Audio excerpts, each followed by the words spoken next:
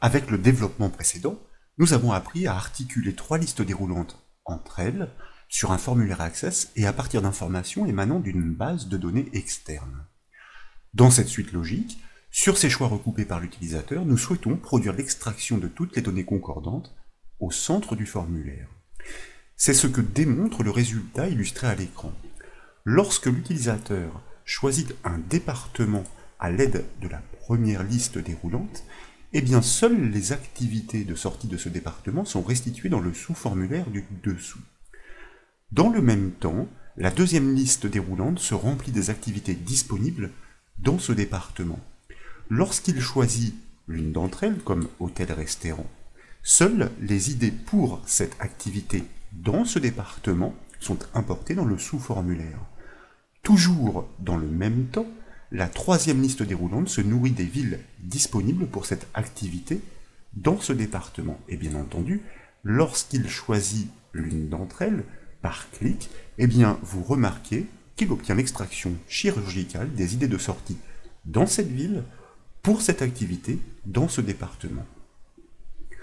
Pour poursuivre les travaux, nous avons tout d'abord besoin de les récupérer là où nous les avions laissés.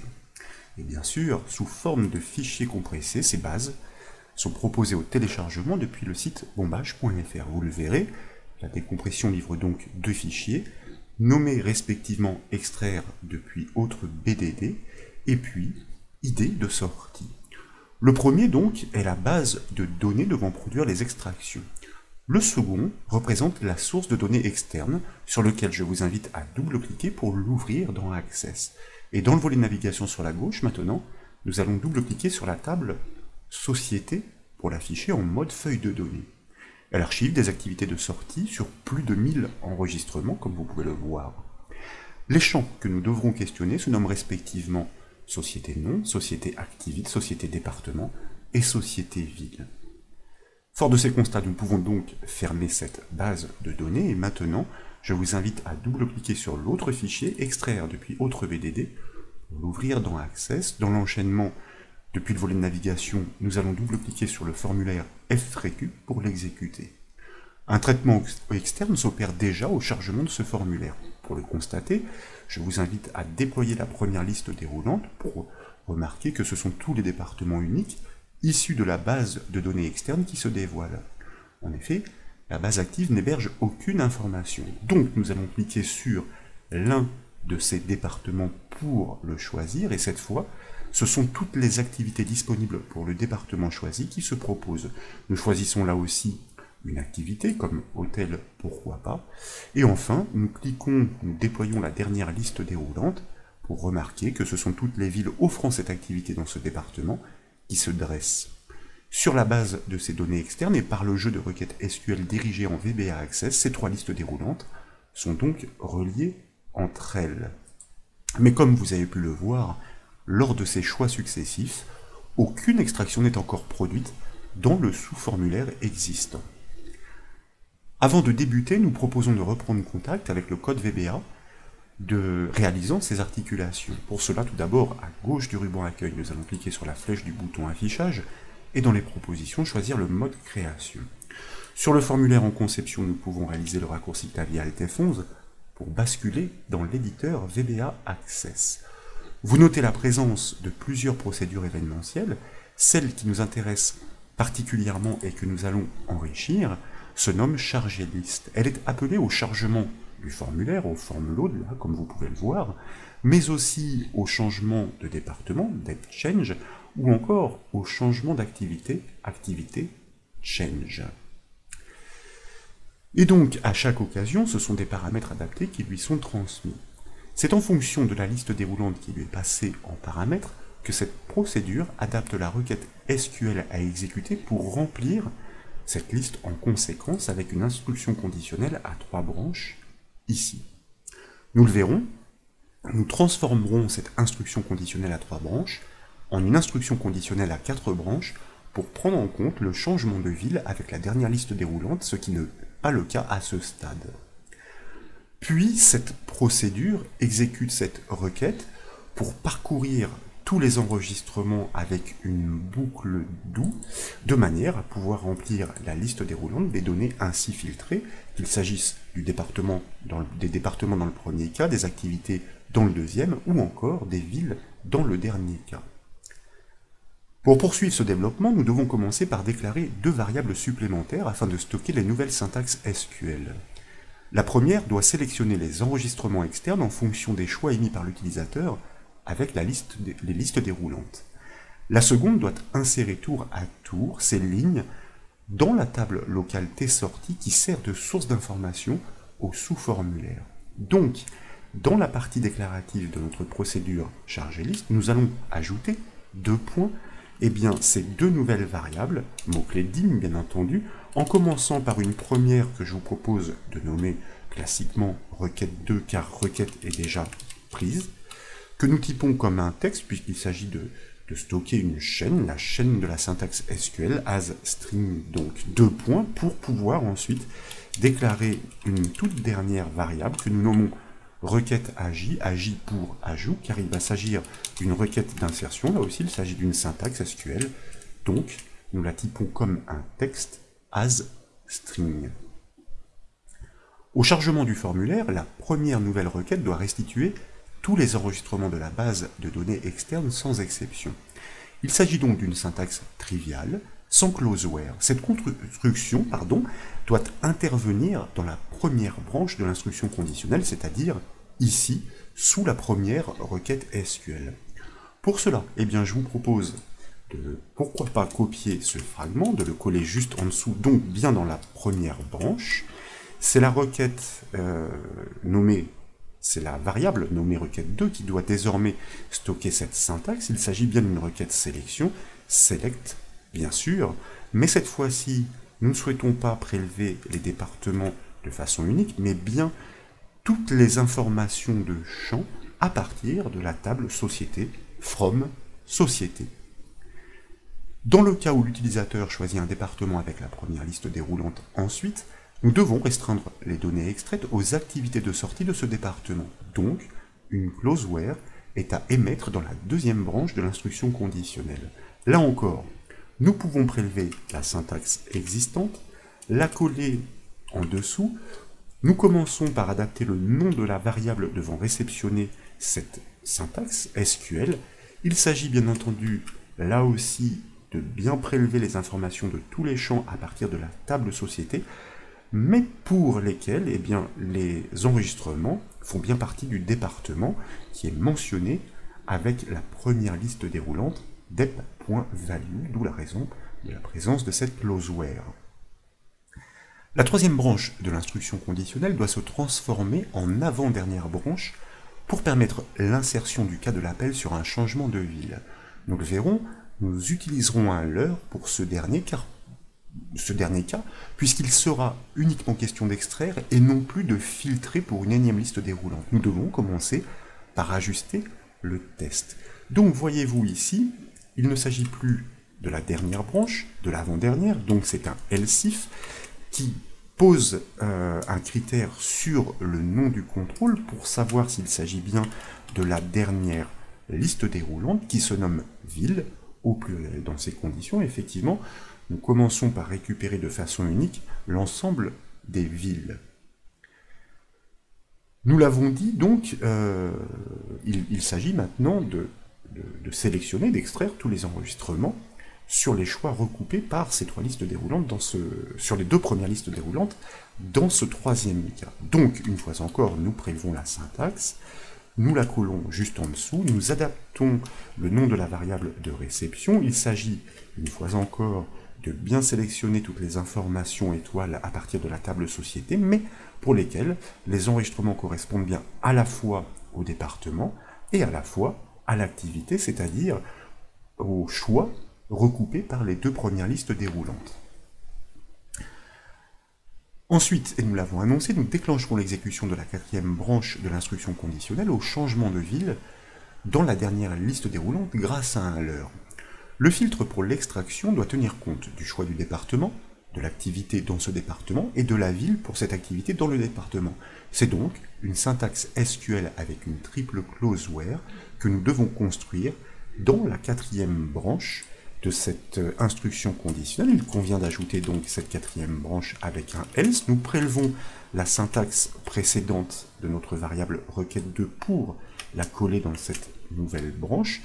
Afin de pouvoir y ajouter une restriction supplémentaire, nous allons tripler la clause where comme nous le disions. Il s'agit cette fois-ci d'ajouter une contrainte supplémentaire sur le champ qui se nomme société-ville pour vérifier l'égalité avec la ville choisie par l'utilisateur sur le formulaire. Il s'agit d'une information textuelle, elle doit être encadrée de cote. C'est la raison de la présence de cette simple cote.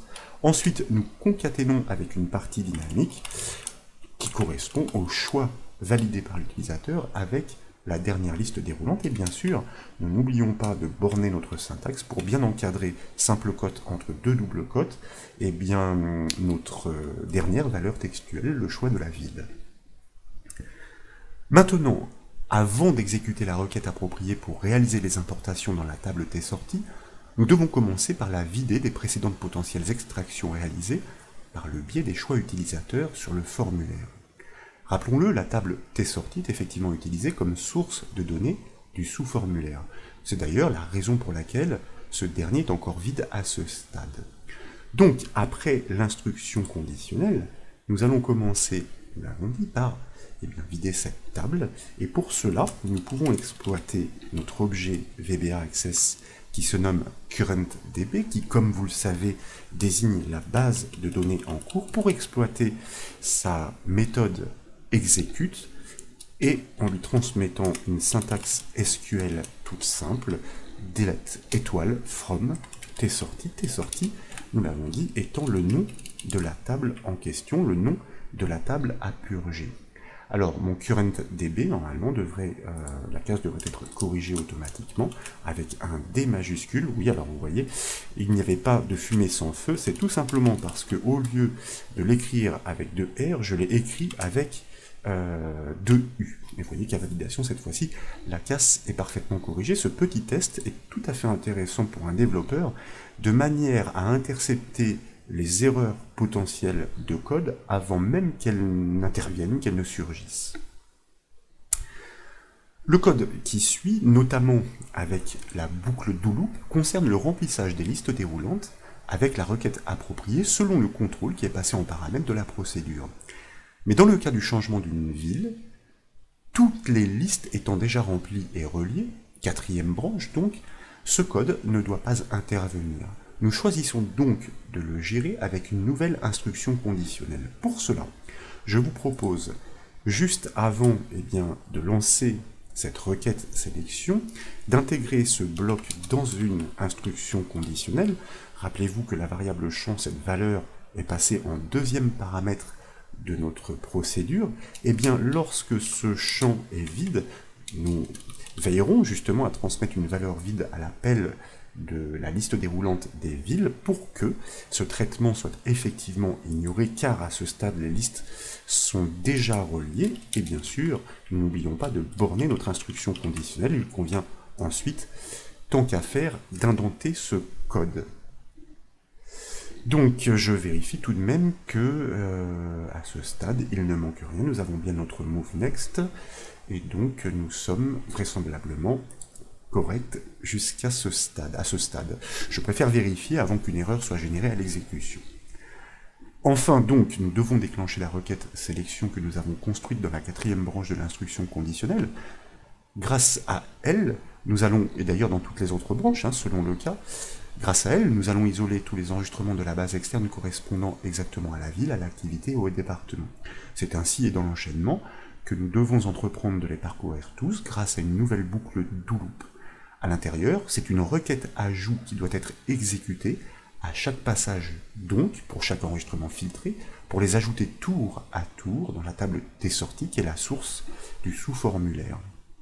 Donc, après cette dernière instruction conditionnelle, et avant de vider les objets, vous voyez que c'est le cas juste en dessous, eh bien, nous allons initialiser notre, ou plutôt même réinitialiser notre objet ENR, celui qui permet de manipuler les enregistrements, À partir d'une autre BDD, c'est notre instance ici qui doit intervenir, celle que nous avions initialisée à l'occasion du volet précédent. Cette instance qui pointe sur la base de données externe offre l'objet currentDB pour dire en quelque sorte que cette base devient la base active, et dès lors, par voie hiérarchique, offre la méthode openRecordSet. Oui, mais quel jeu d'enregistrement devons-nous ouvrir? Eh bien, ceux qui correspondent à la syntaxe de la variable requête 2, il peut s'agir de tous les enregistrements d'ailleurs, tous les enregistrements du département, de l'activité et du département, de la ville pour l'activité dans le département. Maintenant que ce jeu d'enregistrement est ouvert, nous exploitons, comme il est de coutume, la méthode moveFirst de notre objet ENR pour placer le pointeur de lecture sur le premier de ces enregistrements filtrés. Et c'est là que nous pouvons enclencher notre boucle do, que nous allons tout de suite prendre soin de bien borner pour la faire parcourir tous les enregistrements jusqu'au dernier avec une syntaxe qui est assez étonnante mais qui est usuelle dans tous les développements que nous avons pu faire ensemble.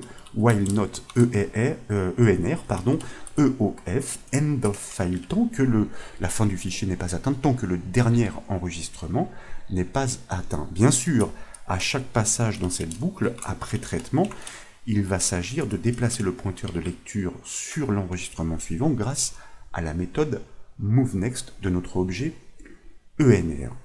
Et à chaque passage, nous devons exécuter une requête ajout, puisque nous prélevons un enregistrement que nous souhaitons insérer dans la table locale. Donc cette syntaxe, nous allons la mémoriser dans la variable requête AJ, notre requête ajout.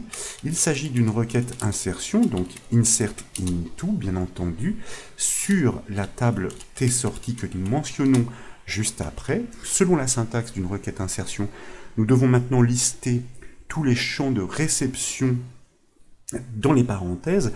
Il s'agit respectivement de SRS pour la raison sociale ou pour le nom, si vous préférez, de SDEP pour le département, de SACT pour l'activité, et ensuite de S_ville pour la ville.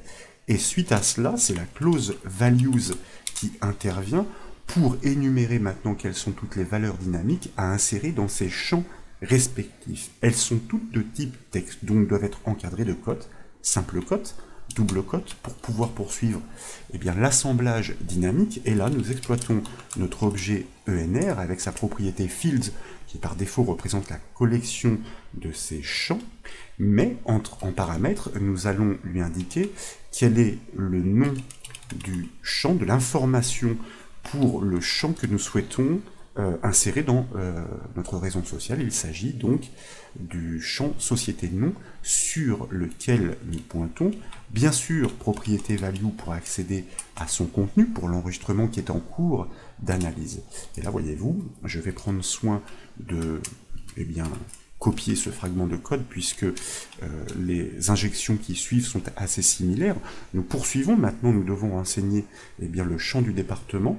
Donc nous reprenons la partie statique après une concaténation, la simple cote pour bien encadrer, virgule pour passer au prochain champ, de nouveau une simple cote suivie d'une double cote, et là nous reprenons l'assemblage, donc avec cette fois-ci le champ qui se nomme non plus société nom, mais société département. Il faut faire attention de ne pas commettre de faute de frappe, car des licences, bien sûr, sur ces noms ne se déclenchent pas.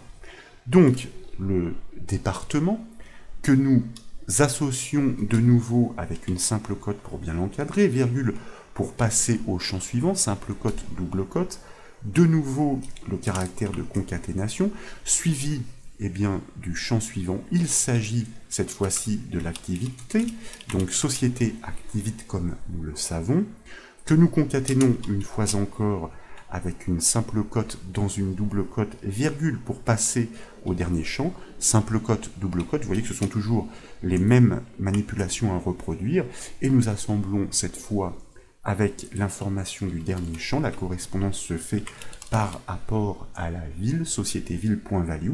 Et n'oublions pas, pour terminer la syntaxe, bien sûr, dernier assemblage entre cotes, d'ajouter une simple cote pour bien finir de l'encadrer. Suite à cela, nous pouvons valider notre ligne. Cette requête insertion existe, nous devons maintenant l'exécuter grâce une fois encore à notre objet currentDB et à sa méthode execute. Il ne s'agit plus d'une requête suppression, mais d'une requête insertion, en l'occurrence de la requête qui se nomme requête AJ. Ensuite, eh bien, le code va passer sur l'enregistrement suivant filtré pour prélever ces informations tour à tour, eh bien, restituer toutes les données qui sont concordantes dans la table qui sert de source au sous-formulaire. Encore un petit ajustement juste après la boucle do. Il convient d'actualiser les liaisons grâce à l'incontournable objet docmd, doCommand, et sa méthode requery, de manière à ce qu'à chaque changement dans une liste déroulante, eh bien, le sous-formulaire rétablisse la connexion avec sa table source et actualise les données ainsi filtrées. Pour terminer, nous devons aussi appeler cette procédure au changement de ville avec la troisième liste déroulante, comme nous l'avons dit. Pour cela, je vous propose de remonter tout en haut du code. Vous voyez que cette procédure will change est vide. Nous appelons donc notre procédure chargée underscore list. Nous allons lui passer un nom de contrôle. Nous allons expliquer tout ça, qui est un leurre, en premier paramètre, que nous appelons neutre, qui n'existe pas encore, et comme nous l'avions annoncé tout à l'heure, en second paramètre, une chaîne vide, vous voyez, pour que ici, les listes déroulantes étant déjà remplies, que cette branche ici soit ignorée dans ce dernier cas. Et donc, ce contrôle neutre, qui ne correspond à aucun des premiers critères de cette branche, de cette instruction conditionnelle à 3 branches, dans le cas effectivement où nous tombons sur neutre, cela signifie que les listes, certes, sont déjà reliées, que les extractions ont déjà été faites dans le cas seulement d'un département, d'une activité pour un département, il manque pour la ville de l'activité dans le département, et c'est ainsi que notre branche else sera déclenchée. Pour cela donc, pour ce leurre, il convient d'ajouter sur le formulaire, tant qu'à faire, voyez-vous, dans la zone d'entête, d'ajouter une zone de liste déroulante, c'est-à-dire ce contrôle-là, donc que nous ajoutons par exemple à droite, de façon, on va dire, assez discrète. Je vais enlever l'étiquette qui ne sert à rien. Cette zone de liste déroulante, grâce à son onglet toutes, nous allons, dans la propriété nom, lui affecter l'intitulé neutre, celui que nous appelons dans notre code, ou plutôt que nous passons dans notre code, et tant qu'à faire, voyez-vous, pour que, eh bien, elle soit très discrète, cette liste déroulante, nous allons régler sa propriété visible à non, ainsi elle ne s'affichera pas, mais elle existe bien, donc le code va la prendre en considération. C'est donc grâce à ce subterfuge, une fois encore, que la quatrième branche de la première instruction conditionnelle va être déclenchée pour générer la requête SQL, la triple closeware, considérant le département, l'activité et la ville à la fois. Je vous propose donc d'enregistrer les modifications, de revenir sur le formulaire, de l'exécuter avec la touche F5 du clavier. Le traitement peut être relativement long, entre guillemets, car la base de données externe à laquelle nous nous connectons dans un premier temps, eh bien, est nourrie de nombreux enregistrements, mais vous voyez que tout rentre dans l'ordre, et au premier chargement, eh bien, nous avons toutes les informations qui sont restituées, tout département confondu. Maintenant, nous allons choisir, eh bien, un autre département avec la première liste déroulante, et nous devrions constater, vous voyez que c'est le cas, qu'il ne subsiste plus que 411 lignes sur les plus de 1200 au départ, et elles font toutes bien partie du département de l'Ardèche. Nous poursuivons donc pour choisir une activité qui est offerte dans ce département, sinon elle ne serait pas proposée par la liste déroulante, et cette fois, il ne reste bien plus que 56 enregistrements, 56 hôtels-restaurants dans le département de l'Ardèche. Et enfin, nous allons choisir dans ce département une ville pour cette activité, une ville qui offre cette activité de sortie dans ce département. Vous voyez que le résultat est assez magique puisque les données émanent d'une base externe, 7 fois sur ces 3 choix recoupés, eux aussi à partir de la base externe, eh bien il ne reste plus que 3 activités de sortie qui sont bien situées à Aubenas, qui sont bien des hôtels-restaurants, et à toutes fins utiles en Ardèche, car rien n'indique, ça arrive parfois, qu'une ville porte exactement le même nom entre 2 voire 3 départements. Voilà donc pour ce nouveau développement VBA Access consistant à extraire les informations sur des choix recoupés et à partir d'une source d'information externe. J'espère qu'il vous a plu. Si c'est le cas, comme toujours, je compte sur vous pour mettre un petit j'aime à la vidéo et comme vous le savez, vous pouvez retrouver toutes les astuces et formations sur le site bombache.fr. Je vous remercie.